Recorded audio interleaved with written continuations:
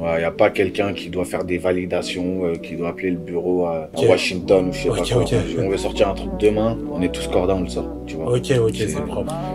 La liberté, mec, c'est important. Ouais, je confirme. Je protège ma famille, moi je m'occupe de mes ennemis. Un nouveau jour se lève, capuché face à mes plaines, mauvais élèves. Salut Fresh, comment tu vas? Ouais, toi, tranquille. Tranquillement. Calme. Merci d'avoir accepté l'invitation de Dems Media. Merci pour l'invite, ça fait Cool à plaisir. toi et ton équipe. Est-ce que tu peux te présenter pour les gens qui ne te connaissent pas?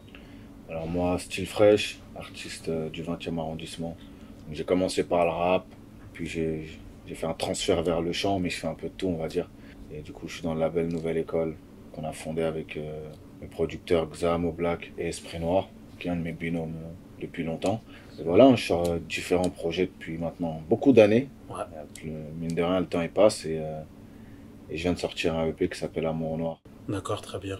Est-ce que tu peux nous en parler un petit peu plus de ce label, cette équipe-là, Nouvelle École? Alors, Nouvelle École, ça a commencé par Esprit Noir et moi en tant qu'artiste, produit par Xa et Mo Black, qui sont nos grands en fait, on est dans le même quartier, etc. Et du coup, voilà, ils ont vu qu'il y avait des petits talents chez eux, et ils se sont dit, bon, on va les accompagner, quoi, tu vois. D'où le nom Nouvelle École, tu vois. D'accord, ok, Parce qu'on très a bien. commencé vraiment jeune, Oui, et on voulait rapporter une fraîcheur dans le truc. On s'est dit, on voulait garder cet esprit d'indépendance, tu vois, pas commencer à aller à gauche, à droite, ou même si on bosse avec des majors, qu'on prenne l'expérience pour nous et pour le label, tu vois. d'accord, ok. Et donc, depuis, avec le temps, on a sorti plein de projets. Franchement, je peux même pas compter, mais une vingtaine de projets, Bien sûr. peut-être plus, avec différents artistes, etc. Et voilà, on a nos studios et on fait nos trucs, quoi, tu vois. Et puis, Ouais, c'était dans un moyen l'équipe, de rester lié, en gros, tous voilà, ensemble. c'est en fait Ouais. le truc, c'est que nous, on a un peu le modèle des Quinry qui montent leur label et Ouais. qui peuvent tout faire. Nous, on peut tout faire en fait. Ok, On a très bien. on a des gens qui Dans s'occupent chaque domaine. dans chaque domaine, Ouais. tu vois. Ok. Et ce qui fait qu'on ne dépend de personne. Ok, très bien. L'indépendance. C'est pour Pure, ça aussi tu que vois. vous êtes aussi productif. Productif. Il n'y a pas quelqu'un qui doit faire des validations, qui doit appeler le bureau Ok. à Washington ou je sais pas Ok, quoi. ok. On veut sortir un truc demain, on est tous cordats, on le sort, tu vois. Ok, c'est propre. La vraie La indépendance. liberté, mec, c'est important. Ouais, T'as vu. je confirme, Tu vois. Et donc, du coup, ton retour en 2021, il a été marqué par la série d'EP Amour Noir. Ouais. Comment elle était venue, cette idée de sortir plusieurs éditions comme ça? En fait, c'est par rapport. Moi, j'ai fait ça pour m'adapter en fait à la consommation actuelle. Aujourd'hui, D'accord. il y a tellement de musique, on n'a plus le temps d'écouter un projet de 20 titres. Ouais. C'est la vérité, même moi en tant qu'artiste, je vais le Ouais. faire parce que je suis passionné, Ouais. mais je comprends quelqu'un qui est pas dans ça parce que la même semaine, tu as 4 EP, 3 mixtapes et 4 albums qui sont sortis. Ça veut dire que tu sais pas où t'y trouver. Et t'as vu, j'avais envie de sortir des projets, tu sais, qui soient pas trop lourds, qui glissent à l'écoute. Ouais. T'as tes petits sons que tu préfères, tu les écoutes, ou bien tu t'écoutes tout le pays, il dure pas longtemps, et voilà, tu partages, tu vois ce que je veux dire. Donc, en gros, tu t'es adapté au format actuel et Voilà. à la consommation Et actuel, des outils tout en étant ouais. présent, parce que tu sais, j'ai beaucoup de morceaux, hein, je suis très, très productif. Je pourrais sortir des projets de 15 titres. Ouais. Mais si c'est pour qu'il n'y en ait que 4 qui soient consommés, Ouais. en vrai, je perds des cartouches. C'est du travail. Je préfère sortir plusieurs projets assez souvent, comme ça même tu es présent dans le paysage, tu vois. D'accord. Donc c'est vraiment une adaptation, et parce que pour moi, le secret de la durée, de la qualité et tout, c'est l'adaptation. Parce que le monde, Ouais. il tourne. Il faut pas croire que parce que tu étais à l'aise il y a 10 ans, 5 ans ou même 1 an, que tu dois avoir le même comportement en fait. La Ouais. même attitude, faut toujours s'adapter. Tout va très vite aujourd'hui. C'est vrai, c'est bien d'avoir ce recul-là. Et d'ailleurs, tu as des reculs ou des attentes particulières par rapport à la sortie de ces projets? Les attentes particulières, c'est que les gens ils kiffent. Je te dis la vérité. Après, vu que tu connais, hein, toi-même tu es un média, vu qu'il y a trop de paramètres dans la musique, Ouais. il y a ceux qui passent en radio, il y a ceux qui passent par-ci, par-là. Ça dépend pas de l'artiste en soi. Tu vois ce que je veux dire? On est tous d'accord qu'il y a plein de sons rennais qui passent à la radio. C'est C'est clair. la réalité, Bien tu vois. sûr. On va pas crier, on va pas pleurer. C'est comme ça. On fait quand même. Tu vois ce que je veux dire? Donc, moi, mon but, c'est vraiment de fournir de la qualité et qu'ils m'aiment me suivent. Tu vois ce que je veux dire? C'est tout. Bien Sinon, sûr. le reste, je m'en bats les. Je m'en fous. Ouais, Je suis la vérité. très bien. Et du coup, bon, tu travailles beaucoup sur les petits formats, mais est-ce que Ouais. tu vas revenir aussi tôt ou tard sur le format album? Peut-être, hein, tu Ouais. vois. Mais tu sais, pour moi, un format, je sais pas comment dire, c'est le fruit d'une époque. Ouais, Album, c'était actuel dans les années 90, 2000 ou avant, parce que il y avait des suivis, il y avait t'achetais le truc, oui. etc. Et C'était consommé plus longtemps. c'était consommé beaucoup plus longtemps. Tu te rappelles, Ouais. t'achetais ton album Ouais. d'Arsenic, ma Ouais. gueule. Je le consommais pendant... Poto, tu le consommais, les premières punchlines que tu comprenais pas, au bout de 6 mois, tu les Et captais. Tu vois ce c'est que je veux ça. dire? Ouais, Parce qu'il y avait un délire affectif où tu participes au bail, tu vois, le côté physique. Aujourd'hui, la musique, elle est dématérialisée. Tu vois ce que je veux dire? Ça veut dire que album, je ferai si je sens qu'il le faut. Mais pour moi, il suffit de faire de la musique. La forme, pour moi, elle a pas d'importance, vraiment. Pour moi. ouais, ça n'a plus de sens aujourd'hui. Pour moi. Très bien. Et d'ailleurs, je fais une petite transition de ce dont tu as parlé en début d'interview. Ouais. Parce qu'à la base, toi, tu étais connu comme un gros kicker. Et après, bah, derrière, tu es plus parti dans le côté chantonné, beaucoup dans la mélodie. Ouais. Ça fait environ, on va dire, 5-6 ans que tu es Ouais. dans ce créneau-là. Ouais. Comment s'est faite cette transition? Comment ça s'est passé? En fait, le truc, c'est que j'ai toujours chantonné dans mes sons. C'est-à-dire, même quand je rappais, il y avait des petits refrains un peu chantonnés, tu sais, ou des fins de couplets, etc. Donc moi, j'ai toujours été dans ça. Et j'ai été élevé dans la musique, dans le rap, par mes grands refs qui me faisaient écouter tout le Peura qui sortait. Mais aussi par la musique de ma grande sœur et de ma mère, qui mettait des chansons maliennes. Ma grande sœur, elle venait... les premiers Gaou, on l'écoutait avant qu'ils sortent, ou bien les Sly, le Zouk, les trucs comme ça. Elle me faisait découvrir ça dans les années début 2000, tu vois, quand j'étais tout petit, tu vois, c'est-à-dire 90, tout ça, j'étais tout petit. Du coup, en fait, là, j'ai une culture assez riche, et la musique, c'est de la musique, c'est-à-dire que plus le temps est passé, plus j'ai pris confiance en mes mélodies, etc. Du coup, avec le temps, j'ai décidé d'élargir et de faire de la musique, point. D'accord, ouais, tout pour court. Faire ce qui te plaisait. T'as capté. Parce que, comme je te disais, tout évolue. Le rap, ça n'existait pas il y a 60 ans. Tu vois ce que je veux dire? Donc aujourd'hui, c'est là et le rap, c'est important. C'est la numéro 1 parce que c'est la musique du peuple. Et c'est le peuple qui donne le go aujourd'hui. Tu vois ce que je veux dire? Mais le rap, il a plusieurs formes aujourd'hui, dont des formes assez chantées, etc. Ben, t'as l'autotune qui permet de... Ouais. Donc pour moi, il faut tout explorer. Il faut pas se limiter. Est-ce que le fait que tu aies eu aussi quand même... plus de succès aussi avec des morceaux comme ça, comme Demande-moi ou autre. Demande-moi, juste demande-moi. D'autres titres qui sont devenus des tubes, est-ce que ça aussi joue aussi, ça a eu, Si, ça a une influence? Bien sûr, ça te conforte sur le fait que tu prends la bonne direction aussi, tu vois. Tu sais, des fois, faut pas se mentir à soi-même ou faut pas forcer certains trucs, tu vois. Il faut suivre son feeling, tu vois ce que je veux dire. Du coup, j'étais bien dans ce créneau-là. J'ai essayé d'apporter un truc. On m'a dit que j'avais apporté un truc. Donc c'est cool, tu vois. Donc voilà, parce que peu importe la forme de ce que je fais, j'ai envie d'être en accord avec moi-même et garder ma personnalité, ma entre guillemets virilité en étant moi-même, tu vois ce que je veux dire. Donc tu peux rapper, chanter, chantonner tant que c'est lourd. Et voilà, tant que c'est lourd. Et ce style musical, toi, tu le définirais comment du coup?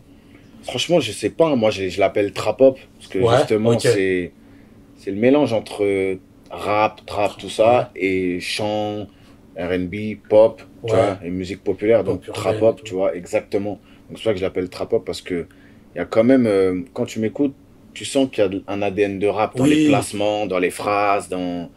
Et puis, on sent que tu viens de cette école. Voilà, tu vois ce que je veux dire. Donc c'est pour ça que j'appelle ça le trap-hop.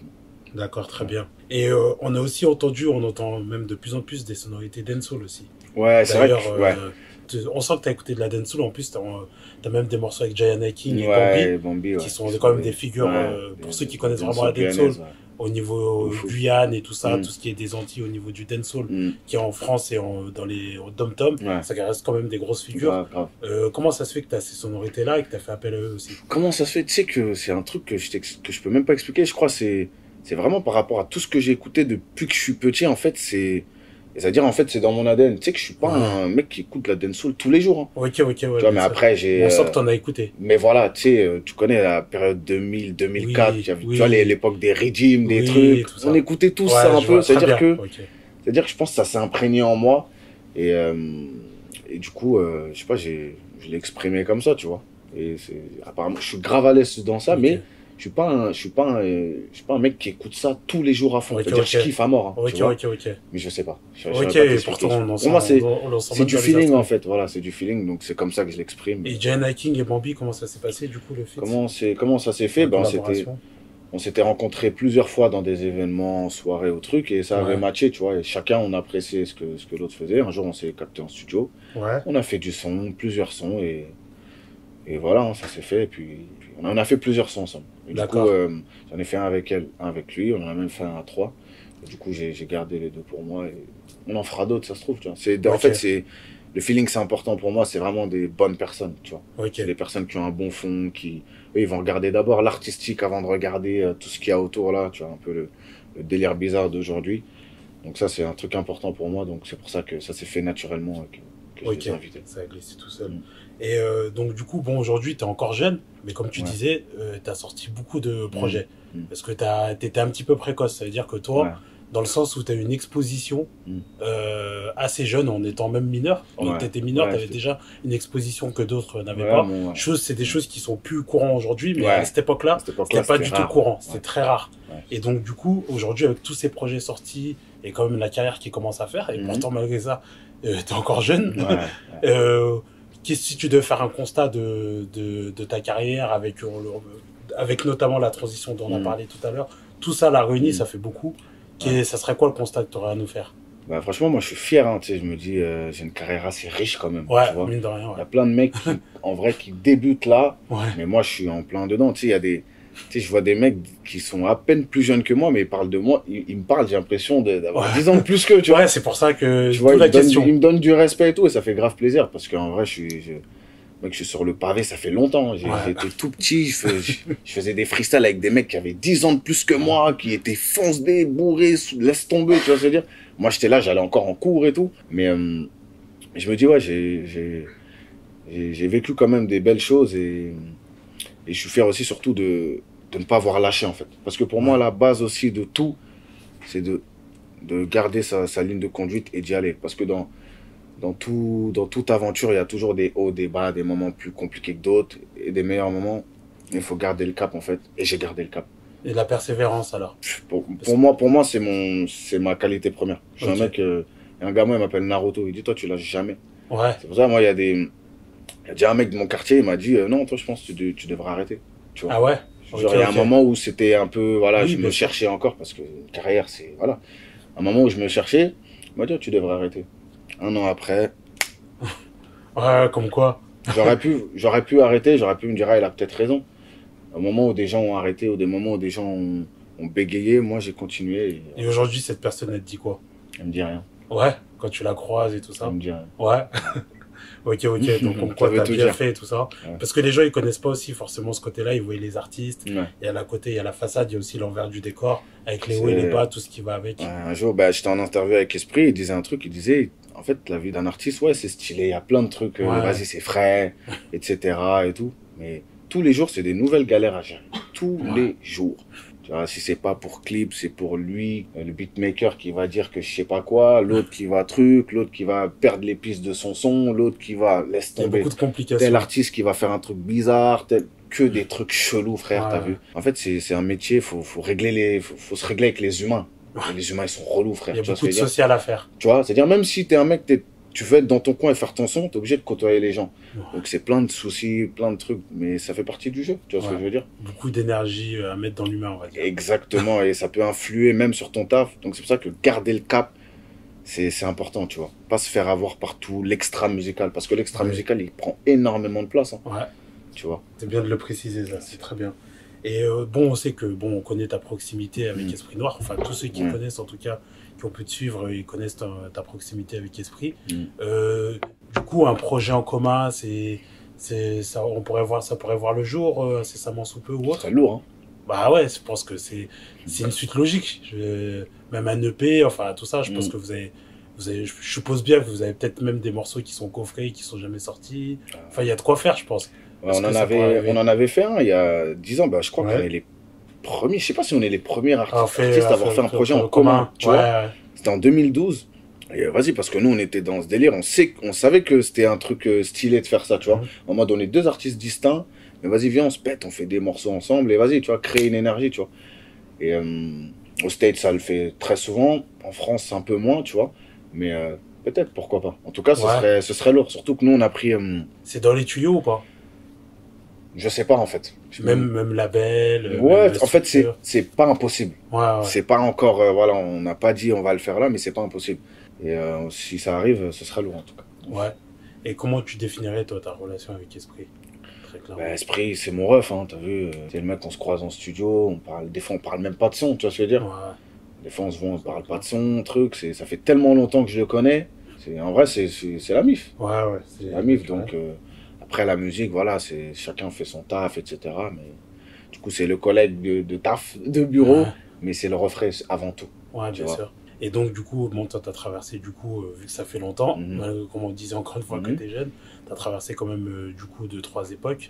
Et est-ce que t'as un mot à dire sur la nouvelle génération, là, encore les nouveaux, là, qui sont arrivés dernièrement? Ouais, moi, qu'est-ce que t'en penses? Je kiffe, parce qu'il y a beaucoup de talent, beaucoup d'énergie, beaucoup de positif. Tu vois, c'est-à-dire entre eux, ils sont positifs, ils se donnent de la ce fort et tout, tu vois. C'est bien fait et c'est vu d'un côté plus positif qu'il y a 10 ans quand nous, on le faisait. Parce que moi, en fait, j'ai été un peu l'instigateur de ce délire de venez, on fait des bails ensemble, parce qu'en fait, moi, je suis un kiffeur de Quinry et mon rappeur préféré, c'est Lil Wayne, et je voyais, tu sais, bosser avec tout le monde. Du coup, je me suis dit, bon, vas-y, venons, on crée une énergie, tu vois.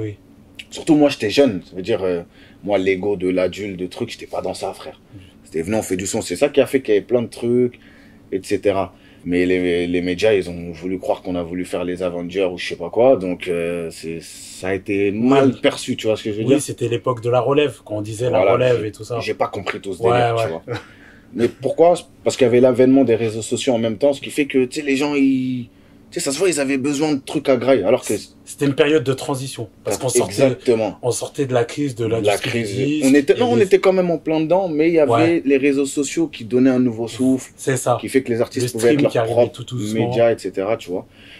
De toute façon, chaque période de transition, elle est compliquée à vivre parce que ni l'artiste, ni les médias, ni le public sait comment prendre ça. Tu sais, t'avais des mecs qui écoutaient encore... ils écoutaient les mecs encore, tu sais, du cynique ou... la psychiatre à l'ancienne, etc. Et qui voulaient aussi écouter des jeunes. Ça veut dire que c'est pas comme aujourd'hui où les petits, ils ont leur gars à eux. Tu vois ce que je veux dire? Nous, c'était vraiment un entre-deux. Et quand il y a un entre-deux, tu sais jamais vraiment où mettre le pied, tu vois. Et c'est bien d'avoir passé cette crise d'ailleurs, toi. Comment t'as fait pour passer justement cette période de transition de l'industrie musicale au niveau de l'urbain, quoi? Moi, je suis le chevalier du zodiaque, le phénix. Moi, je suis Iki, tu vois ce que je veux dire? Non, c'est comme tout, je me suis juste adapté. En fait, toute industrie, tout délire est voué à traverser des périodes de prospérité et un peu plus complexes, parce que c'est comme ça que l'évolution elle se fait. Il faut juste savoir s'adapter, prendre son recul et se dire, bon, c'est comme ça qu'il faut prendre le truc, vas-y, j'y vais. Et c'est ça qui fait que... Mais pour revenir sur cette génération, je kiffe, c'est grave positif, parce qu'aujourd'hui, maintenant, c'est installé, c'est clair. Après, c'est juste, bon, on est très dans le délire de il fait tant de vues, lui, il a tant de followers. On est vraiment beaucoup sur les chiffres. Des fois, on parle plus de la qualité, c'est le seul truc qui va me déranger. Sinon, l'énergie qu'il y a là, c'est lourd aujourd'hui. Les gens, il y a beaucoup de comptables, on va dire, sur les réseaux de nos jours. Frère, c'est les mecs, au lieu de regarder si le son est bon, ils vont regarder si le son a été vendu. Mais frère, c'est-à-dire, en vrai, t'es un mouton. Tu vas se dire, t'es un mouton. Il se fie à ça, ça a beaucoup d'influence. Donc, c'est bien, c'est important qu'un artiste, il vende, il réussisse, parce que ça montre quand même quelque chose sur l'impact qu'il peut avoir. Mais il faut pas oublier qu'il n'y a pas que ça. Il faut pas oublier qu'il y a beaucoup... Fatal Bazooka, il est passé sur Skyrock. Faut jamais oublier ça. Tu vois, Coxy, elle est passée sur Skyrock, faut jamais oublier ça. Bien sûr. Tu vois ce que je veux dire? À l'époque, on écoutait du Salif. Tu vois, on était dégoûtés de pas les entendre en radio, ces mecs-là. Donc, c'est pour ça que je confirme. Voilà, faut pas trop se faire matrixer par les vues, les trucs. Il y a trop de paramètres. Viens, on écoute si c'est lourd ou pas. Moi, en tout cas, c'est ma vision des choses. T'as vu? Bon message, t'auras un petit top 3 de la nouvelle génération pour toi que tu trouves... Tchakola. Comptez pas sur moi, je souhaite le meilleur vœu. Compte bien mes canons, sont tombés à... Tchako, lui, il va aller tout là-bas, je pense. Gazo. On parle de coca, de litrons, de guada, on sait que tu as pas été. Ça va dans la ville, dans les rues, les métros, tickets invalidés. Gazo que j'ai rencontré, qui est un bon gars. C'est bon délire de ouf, bonne énergie, je kiffe. Je suis content de ce qui lui arrive. Et je peux dire qui?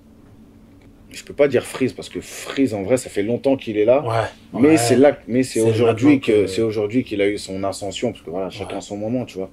Il a bossé dans son coin avec ses gars. Moi, je connais un mec qui s'appelle Jimmy Ape Shit, qui m'en parlait depuis longtemps et je savais qu'il allait se passer un truc, tu vois. D'accord. Mais là, ça a blow et je trouve que c'est une bonne énergie. Ça prouve que le vrai Peura encore, il peut se passer des trucs. Tu vois ce que je veux dire? Parce que chanter, c'est bien, mais il y en a, ils le font, tu sens qu'ils s'engouffrent juste dans une brèche. Que c'est pas leur délire. Ouais, c'est pas naturel. Et moi, si chanter, c'était pas mon délire, si j'avais pas des mélodies naturellement, tu me ferais pas le faire. Tu vois ce que je veux dire? Donc, des fois, il faut rester dans sa ligne de conduite et garder le cap encore une fois, tu vois. Très bien.